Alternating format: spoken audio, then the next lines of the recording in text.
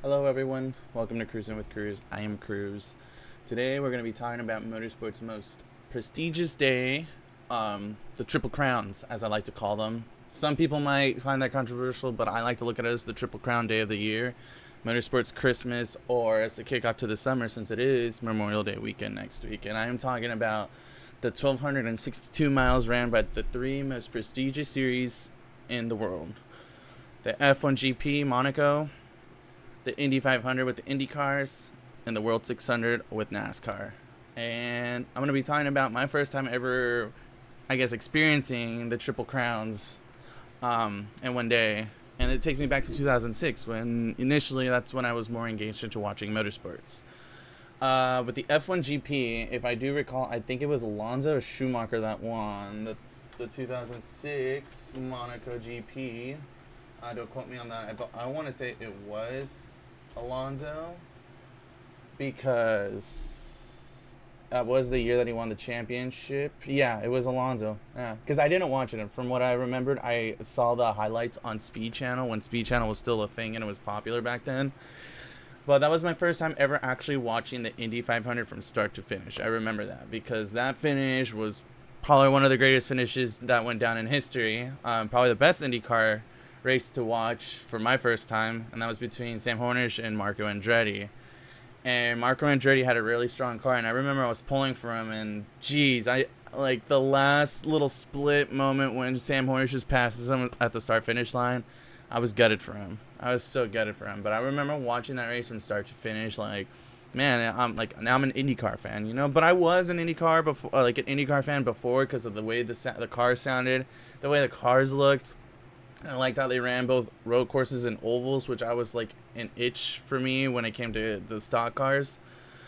But it was really cool, you know, because that was interesting to see from start to finish how strategy was really starting to play out throughout that race, and how, you know, just really how the buildup was just around Marco. I remember too. Like, I don't know what it was, but they were just really calling him like the one that was like that would carry on that Andretti name, you know. But unfortunately, we all know how that is. But that was one of the greatest races I've ever seen, and I remember it was cool because switching over to the Cook 600, they also talked about, you know, they talked about the Monaco GP who won, and then the IndyCar race, and then obviously now it's their turn with the World 600, and that's the thing I like too, because like in the morning it's just like, all right, you can be at ease, watch the Monaco GP. I believe the race over here in Pacific time starts at either 4 or 5 in the morning. I don't quote me on that. I'm just winging it with this video because I do want to talk about the Triple Crowns because it's one of my favorite days, you know, and ever since then it became one of my favorite days because, you know, as years go on, I was more invested and focused in watching these three series on the Sunday because, you know, a lot of people, especially out here in San Diego, would do either go to the Padre game or, you know, out on the beaches or whatever, you know, enjoying that summer kickoff. For me, it was just stay at home, watch all three of their Triple Crown races, and I remember so now going back on the 2006 World 600, or Coca-Cola 600 as it is called. I wasn't a huge Casey, or I didn't like Casey Kane, and he kind of dominated that race from what I remembered. Um, Especially since they did that repave.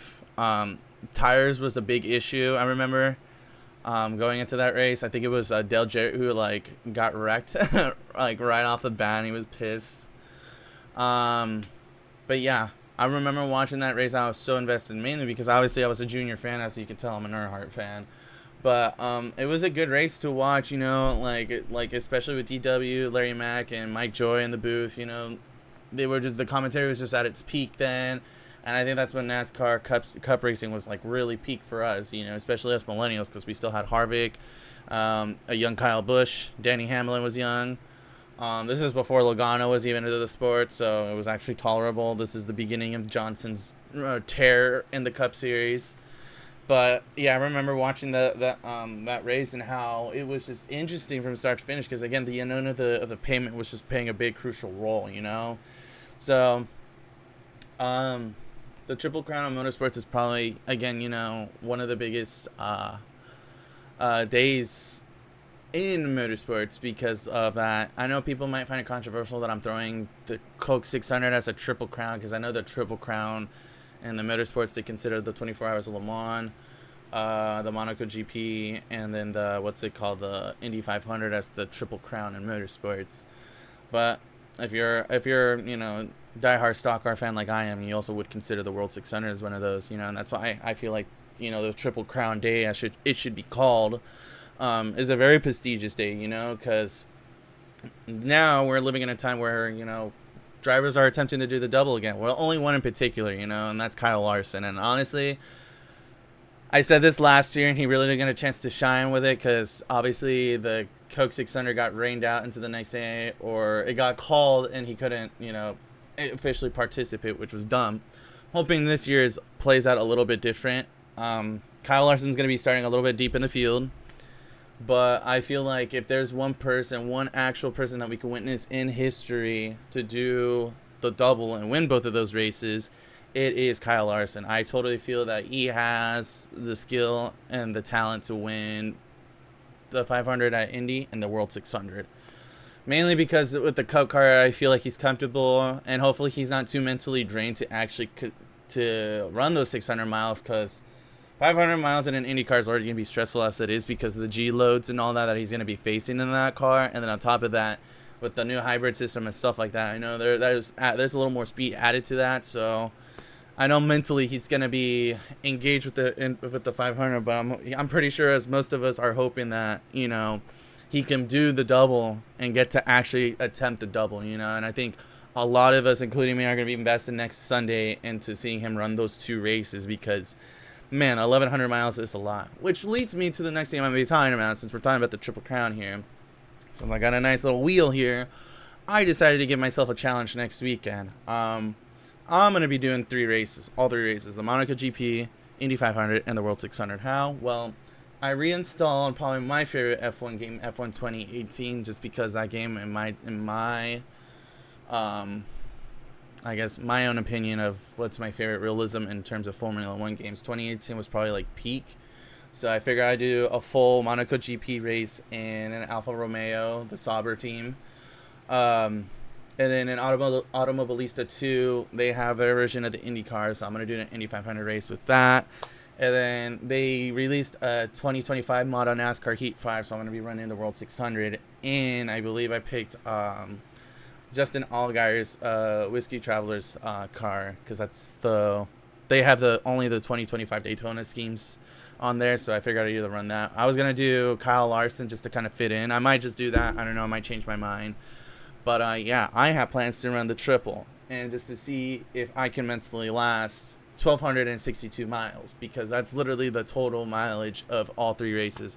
The Monaco GP is, I believe, 62 miles. It's something around there. Obviously, Indy 500 is 500 miles, and World 600 is 600 miles. So do the math, 1,262. So I'm going to try to attempt that next week. As for getting footage on that, I'm going to try my best, because my PC doesn't really run that great, but I am going to try to at least get some kind of footage of me running all three races. I probably might just do a little stream like this, having the camera face me as I'm actually just playing the game, because, again, I don't want to add too much stress on the computer. But what is your favorite memory of the Triple Crown? I just want to know people's honest opinions on the Triple Crown, because for me, like I said, when I was growing up as a kid, the 2006 one is probably the most memorable one for me, because that was my first one really engaged. Another one was probably my favorite. Another one that is my favorite, and probably the most gut-wrenching one, is the 2011 one, with Dan winning that one. And then the Coke 600 given to Kevin Harvick, when technically Junior should have won that one. But I think that's a video for another time. But I just wanted to talk about the Triple Crowns, because I think it's probably one of the greatest days in motorsports. I know a lot of motorsports enthusiasts look forward to that day, just like I do as well. Because, like I said, not only is it a kickoff to the summer, but it's a kickoff to to the actual peak, the good part of the seasons in motorsports. With F1, IndyCar, and NASCAR. So, what's your favorite memory? Please give me a like, subscribe, and hit that ring notification. And yeah, let's talk more about motorsports. And I'll be dropping another video in regards to my last video pretty soon here, so stay tuned for that. And I'll catch you all on the flippity flip. Bye.